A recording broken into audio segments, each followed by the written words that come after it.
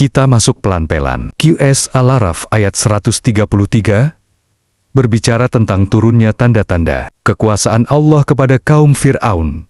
Banjir besar, belalang, kutu, katak, dan darah. Ayat ini bukan sekadar kisah bencana alam. Dalam tasawuf, teks bukan hanya sejarah, tapi cermin batin. Dari sudut pandang Imam Junaid Al-Baghdadi, inti ma'rifat adalah tauhid yang jernih tanpa klaim ego. Junaid dikenal dengan tasawuf yang sadar syariat, bukan ekstase liar. Maka ayat ini bisa dibaca sebagai peringatan. Ketika hati dikuasai Fir'aun batin, kesombongan merasa diri berkuasa, maka Allah turunkan banjir berupa kekacauan pikiran, belalang berupa nafsu yang melahap amal, kutu berupa kegelisahan halus yang menggerogoti ketenangan, katak berupa kebisingan batin yang tak henti, dan darah berupa rusaknya kejernihan nurani. Ini bukan tafsir literal, mengganti makna ayat. Ini tadabur, pembacaan batin sebagai cermin diri. Fir'aun dalam sejarah adalah penguasa Mesir.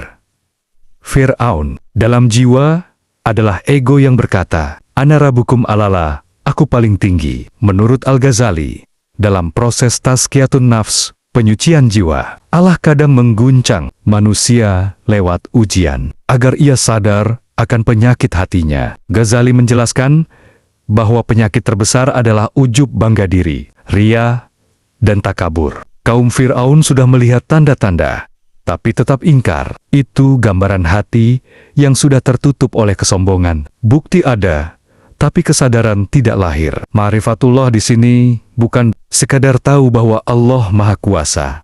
Bahkan Fir'aun pun tahu. Musa membawa mukjizat. Ma'rifat adalah tunduknya hati. Jika tanda-tanda Allah datang dalam hidup, entah berupa kesulitan, kegagalan, atau keguncangan batin, dan kita justru makin rendah hati, maka itu jalan makrifat. Jika makin keras dan menyalahkan luar, itu jalan Fir'aun. Secara hakikat, ayat ini mengajarkan bahwa alam semesta dan kejadian hidup adalah ayat-ayat. Bencana eksternal adalah simbol dari kerusakan internal. Ketika batin tidak selaras dengan fitrah, realitas terasa seperti serangan. Tasawuf tidak memaksa kita melihat semua musibah sebagai hukuman. Itu akan simplistik. Tetapi ia mengajak kita bertanya, bagian mana dalam diriku yang sedang dibersihkan? Dalam kerangka ma'rifat, Fir'aun, ego dominan. Musa, kesadaran ilahi. Bencana, proses pembongkaran, ilusi kuasa diri.